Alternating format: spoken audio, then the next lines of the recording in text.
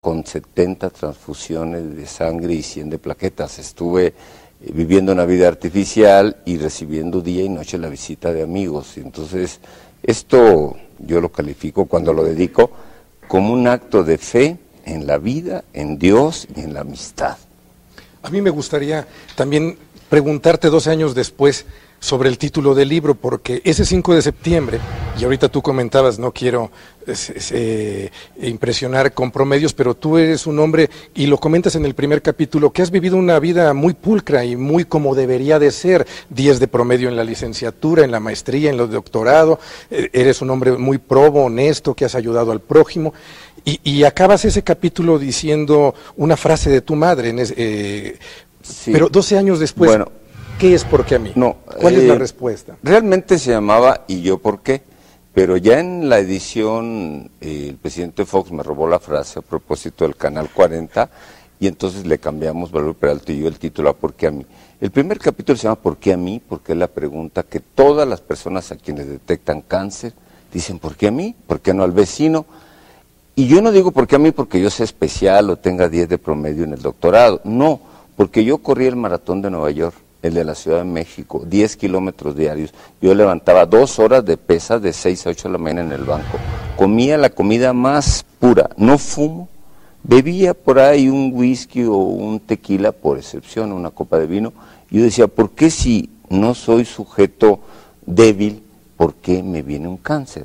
Luego aquí doy la explicación, porque no era feliz. El cáncer da porque no somos felices. Para que no nos dé cáncer hay que ser felices. Entonces, cuando yo me preguntaba por qué a mí, mi madre me mandó una respuesta que me tiró al piso. ¿Y por qué no? ¿Quién eres tú para no sufrir una enfermedad? Y así termina ese capítulo. Y pues de verdad se los recomendamos ampliamente, Editorial Grijalbo, ¿Por qué a mí?, de Víctor Hugo Rascón Banda, un bestseller.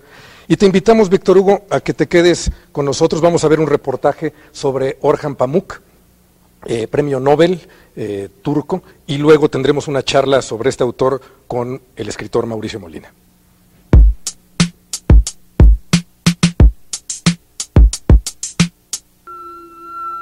La concesión del Premio Nobel de Literatura al escritor turco Orhan Pamuk, nacido en Estambul en 1952, nuevamente pone en evidencia los mecanismos ideológicos que rigen los criterios de la Academia Sueca a la hora de seleccionar a sus galardonados. Más allá de la evidente calidad de la obra de Pamuk, estamos muy lejos de comprender los vericuetos del Premio Nobel. Pero la obra de Pamuk, para nuestra fortuna, va más allá de estas veleidades políticas. Si bien es cierto que el acercamiento entre Oriente y Occidente es absolutamente necesario, este solo puede darse a través del diálogo cultural. Pamuk es uno de esos casos donde la corrección política se encuentra con la gran literatura. Echando mano de la rica tradición literaria turca y árabe y combinándola con los recursos de la novela moderna, Pamuk da un nuevo sentido a la narrativa actual. Al mismo tiempo cronista y novelista de su ciudad, Pamuk ha hecho de Estambul una de las capitales de la literatura contemporánea. Habitante de una ciudad sumergida en una historia alucinante, Pamuk observa y habita uno de esos islotes donde coexisten la tradición y la modernidad. Su obra toda se ubica en esa bisagra. Sus novelas históricas, todas ellas ubicadas en Turquía, se confabulan para reconstruir la simbiosis entre Oriente y Occidente, dos culturas cuyo frágil equilibrio resulta tan necesario en nuestro tiempo. Más allá del evidente significado político de la concesión del Nobel a Pamuk, es preciso decir que esta vez la Academia ha logrado una proeza literaria al otorgar un galardón al mismo tiempo legítimo desde un punto de vista político e incuestionable desde un punto de vista estético. En la obra de Pamuk nada es lo que parece y toda cosa esconde otra más profunda y secreta. El autor turco ha logrado redefinir el secreto de la literatura y nos ofrece una vuelta de tuerca a las infinitas posibilidades de la creación verbal.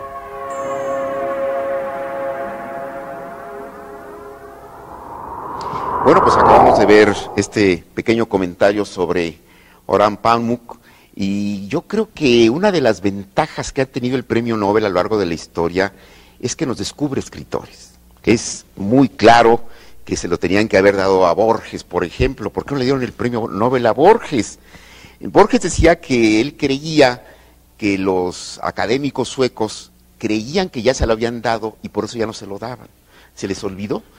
Pero bueno, lo que es cierto es que ahora hay un gran novelista como Pamuk que ha verdaderamente causado un gran revuelo en la literatura mundial. Y bienvenido, Mauricio. ¿Qué tal? Para Muchas que gracias. nos comentes algo de este escritor en el que tú te has especializado un poco, puesto que estás leyendo sus novelas, que son todas de 600 páginas. Sí, Pamuk es un autor de largo alcance, de largo aliento, sí tiene novelas de 600, 700 páginas. Y bueno, lo que salta mucho a la vista, y ahorita retomando lo que decías de Borges, es que Borges, cuando ya comenzó un poco a burlarse de la Academia Sueca, decía que la Academia Sueca se dedicaba a descubrir nuevos autores, ¿no?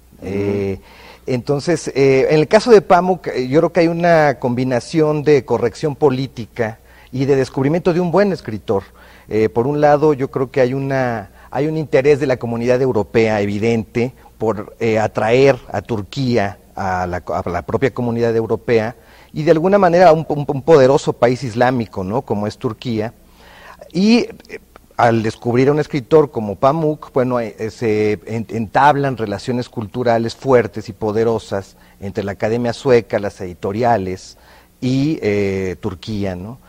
Pamuk era un escritor que tenía muchos problemas para publicar sus libros dentro de Turquía.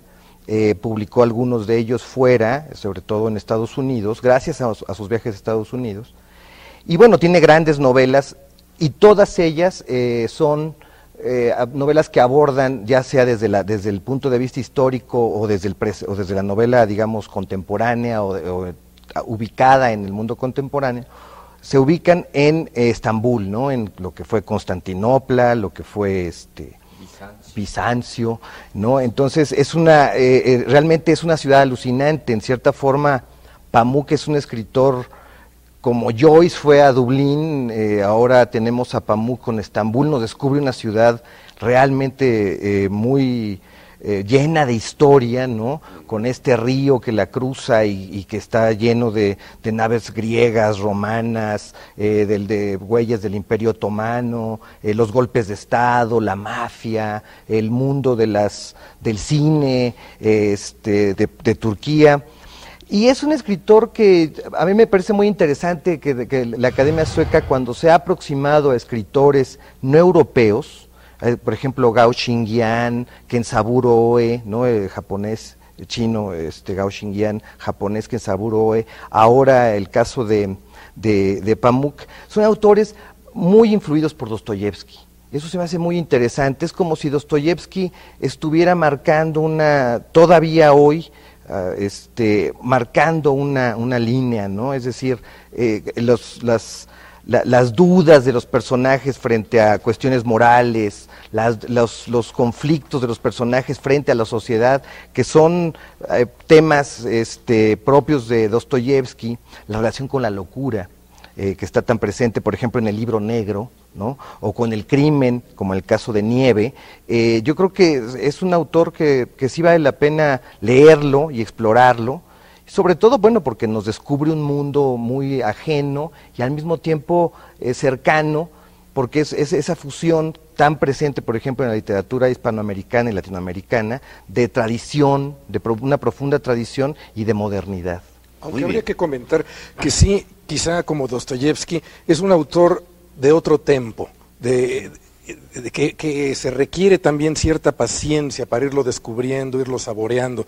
No es un autor fácil, ¿no? No es un autor fácil.